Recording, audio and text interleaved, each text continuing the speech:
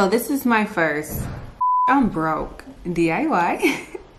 And I'm gonna show you how you can make this sleek, chic, very decorative terrarium for your sling that'll go with any decor that you like. Just keep watching.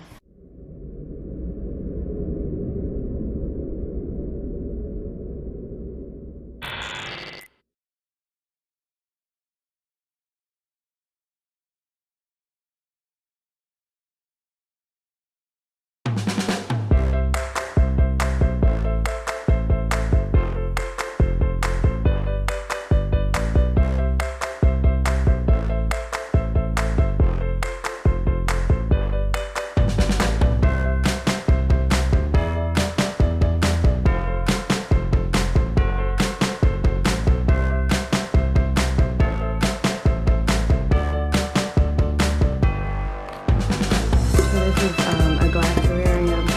Has the triangular top here, and I really like it. I like the aesthetic of it, and obviously this is usually used for putting fake plants in the inside and just having that as a decoration. So what you will notice with this guy is that it does have this open spot right here. And so that kind of posed an issue for me for using this, so I had to figure out a way to cover this in order to make it functional for a sling enclosure.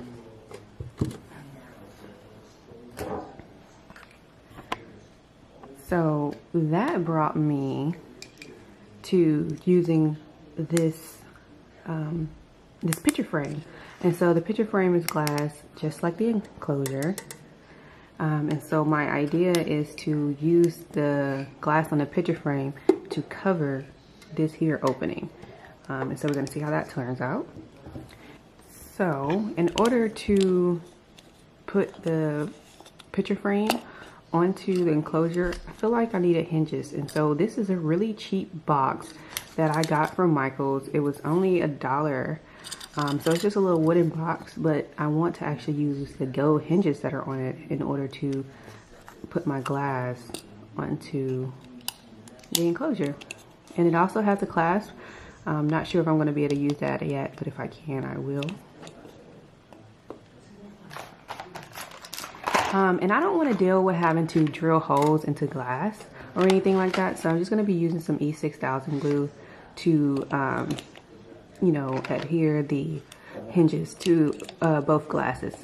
So that way I just don't, it makes it cheaper. You don't have to fumble with trying to put holes into stuff and things like that. And also, in order to be able to unscrew the hinges and the clasps, you're going to need a screwdriver. So make sure you have some tools at your disposal. Now this right here is actually a planner charm or a tassel that goes onto planners. It's by Recollections. But I actually just kind of like the pop of color, and so I'm thinking about just putting it on top of the terrarium. So I'm going to see how that turns out, but that is my plan with it as of now. And then for the plants that I'm actually going to put in there, so I am going to make this a bioactive enclosure. So I got some cute little succulents from the Home Depot, and so these guys are only $1.98 each. Usually you can find some pretty cheap plants on their clearance out as well. So this is the first guy. I tried to get different ones. So this one is going to obviously take up more vertical space than horizontal space. This one I just really like the look of. I don't know the names of any of these guys, but this one is obviously going to take up more horizontal space as it spreads out and grows bigger.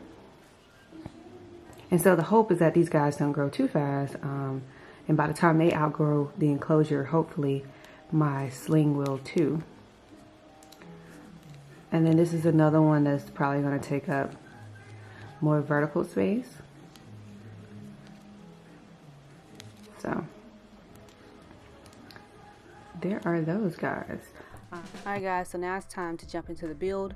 We're going to start by breaking down our wooden box. So originally for this project, I thought that I was going to use the hinges at the least, and that I might use the clasps on the front, but I ended up not using any of this.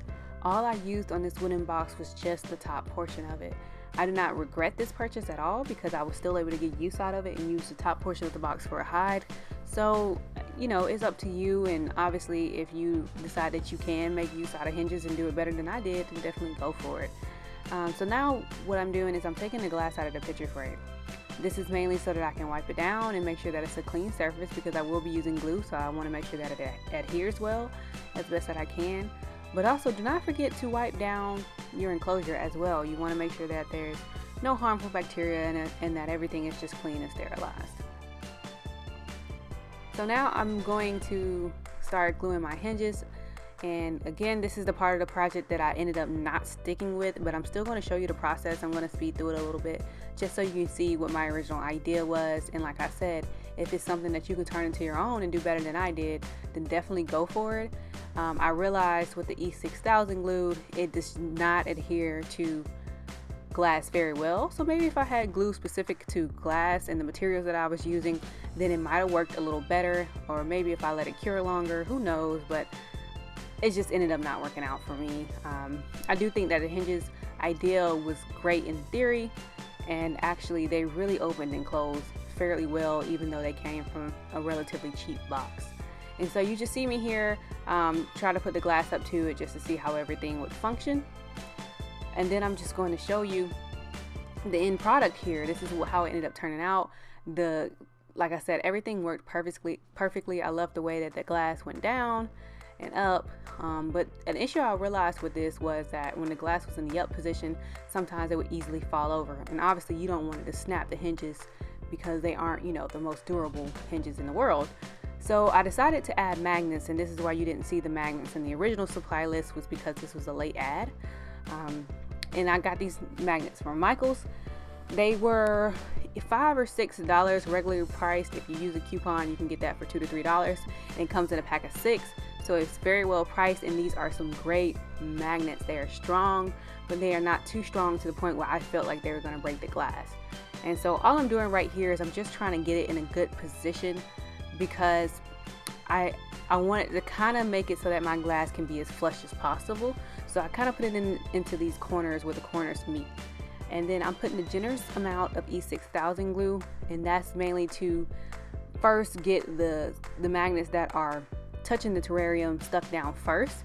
So I'm going to get those stuck down, get them cured, and then I'm going to go in and put glue on the glass it's really confusing. Then I'm going to put glue on the magnets that are on the top so that they can then be stuck to the glass piece, and you'll kind of see the function of this in just a moment. So this is the way that it ended up turning out. I actually loved it at this point. There were some things that I wasn't fond of, and I'll show you that in a minute, but I felt like it was a go. So I went on ahead and decided to start filling it up. So here I'm trying to put my substrate in. The hole was not that big, so it was a little hard to funnel it in there. So I have it in a smaller little, plastic cup so that I can kind of funnel it in there. And I am using a bioactive substrate. I like to mix AVG mix and Eco Earth with some sphagnum moss in there.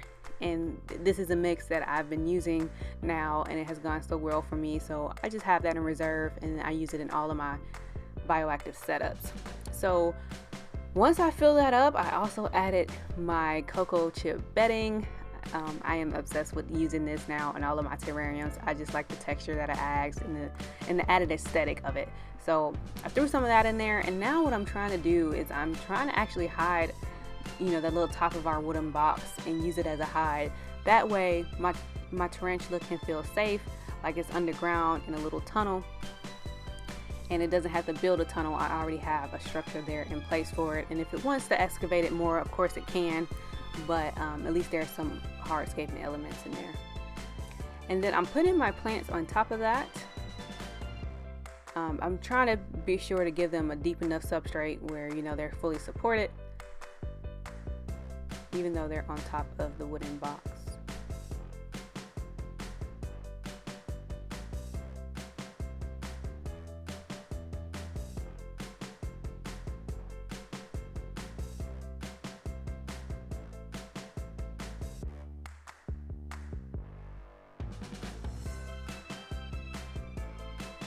And I just want to quickly show you the way the hive functions. So I kind of dug out from under there so that it is enough room for my little sling. And this was the finished enclosure. You can see my little hinges. I painted them gold a little bit just to hide some of that glue that was on there. But my main issue with this was that bottom, how much space it was between the glass and the terrarium, and then the sides were not flush. But I knew the sides weren't going to be flush unless I decided to cut the glass to size, but I was trying to avoid all of that. And then the magnets worked wonderfully. I love that oomph when I pull them down and when I snap them back up. So from this point of view, everything looked really great. But then overnight, the glue on my hinges just started to slide, and the hinges idea I completely had to scrap.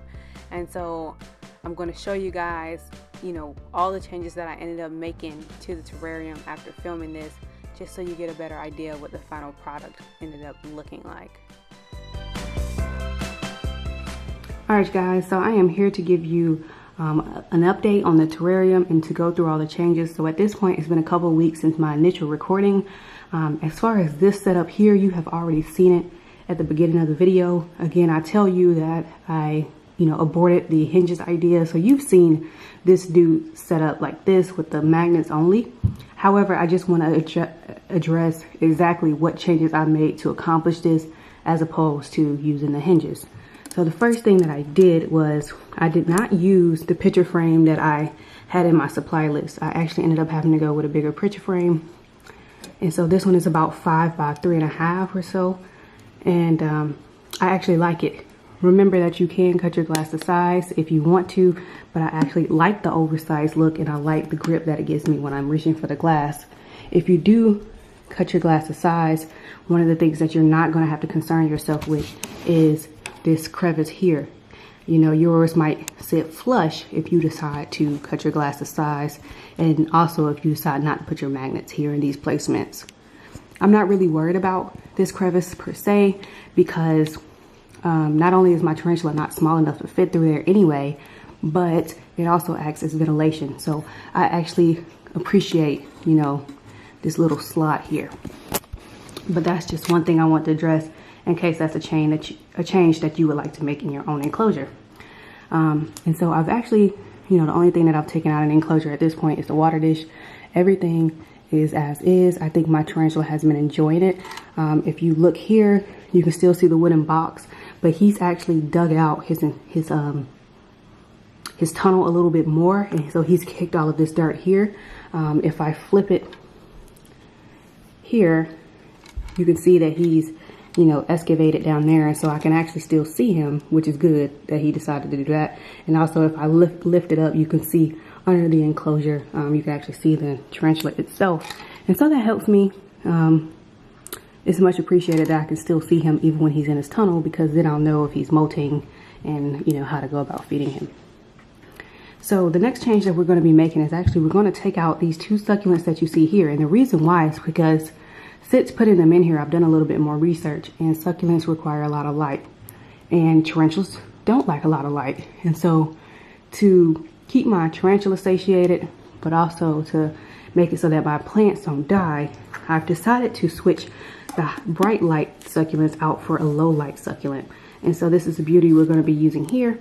I'm only going to be using 1 as opposed to 2 or a couple, and I'm just going to see how this works. I mean, I'm not really worried about having a lot of plants in there. It seems like my tarantula doesn't spend that much time above ground anyway, so I think this guy is going to work out, and I can just repot those in some pots and use them as decoration. And so I guess we're just going to switch these plants out real quick.